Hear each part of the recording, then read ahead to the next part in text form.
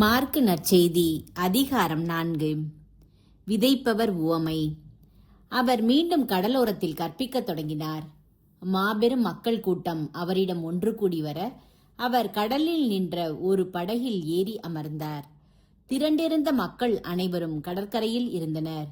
அவர் உவமைகள் வாயிலாக பலவற்றை அவர்களுக்கு கற்பித்தார்.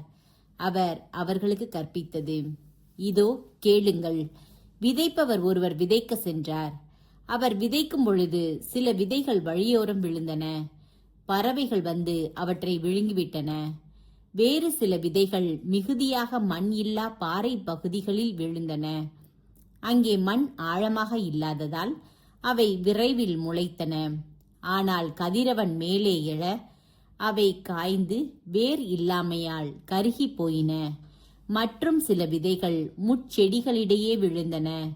முட்செடிகள் வளர்ந்து அவற்றை நெருக்கிவிடவே அவை விளைச்சலை கொடுக்கவில்லை. ஆனால் இன்னும் சில விதைகள் நல்ல நிலத்தில் விழுந்தன. அவை முளைத்து வளர்ந்து சில 30 மடங்காகவும் சில 60 மடங்காகவும் சில 100 மடங்காகவும் விளைச்சலை கொடுத்தன. கேட்க செவியுள்ளோர் கேட்கட்டும். உவமைகளின் நோக்கம்.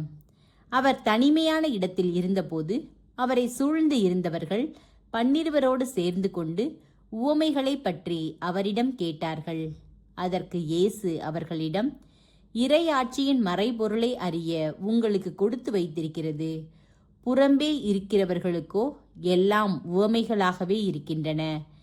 எனவே அவர்கள் ஒருபோதும் மனம் மாறி மன்னிப்பு பெறாதபடி கண்ணால் தொடர்ந்து பார்த்தும் கண்டு கொள்ளாமலும் காதால் தொடர்ந்து கேட்டும் கருத்தில் கொள்ளாமலும் இருப்பார்கள் என்று கூறினார்.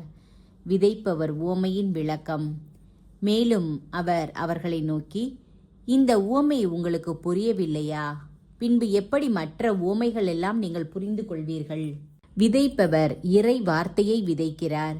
வழியோரம் விழுந்த விதைகளுக்கு ஒப்பானவர்கள் வார்த்தையை கேட்பார்கள். ஆனால் அதை கேட்டவுடன் சாத்தான் வந்து அவர்களுள் விதைக்கப்பட்ட வார்த்தையை எடுத்து விடுகிறான். பாறை பகுதியில் விதைக்கப்பட்ட விதைகளுக்கு ஒப்பானவர்கள் இறை வார்த்தையை கேட்டவுடன் அதை மகிழ்ச்சியோடு ஏற்றுக்கொள்வார்கள். ஆனால் அவர்கள் வேரற்றவர்கள், சிறிது காலமே நிலைத்திருப்பவர்கள். இறை வார்த்தையின் பொருட்டு இன்னலோ இடுக்கனோ நேர்ந்த உடனே அவர்கள் தடுமாற்றம் அடைவார்கள்.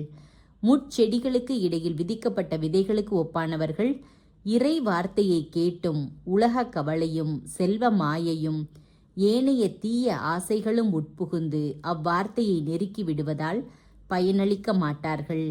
நல்ல நிலத்தில் விதைக்கப்பட்ட விதைகளுக்கு ஒப்பானவர்கள் இறை வார்த்தையை கேட்டு அதை ஏற்றுக்கொண்டு பயன் அளிப்பார்கள்.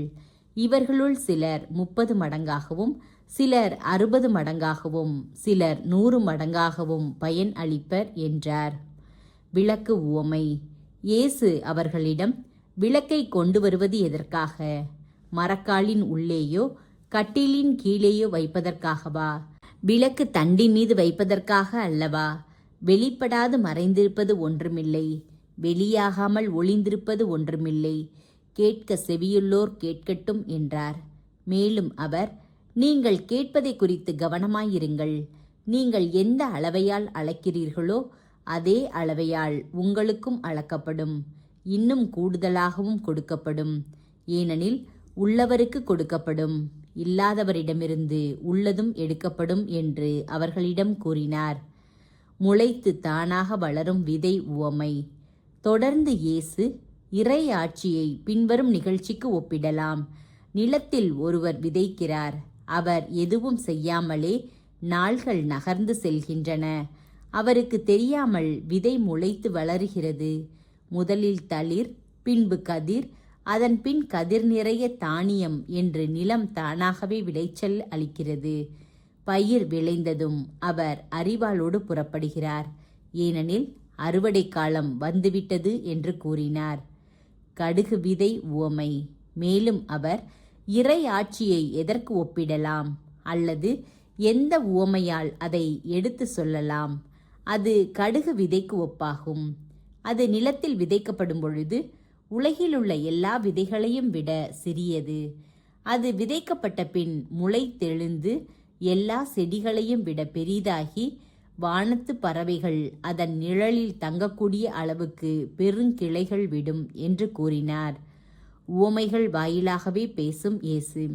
அவர்களது கேட்டறியும் திறமைக்கு ஏற்ப அவர் இத்தகைய பல உவமைகளால் இறை வார்த்தையை அவர்களுக்கு எடுத்துரைத்து வந்தார்.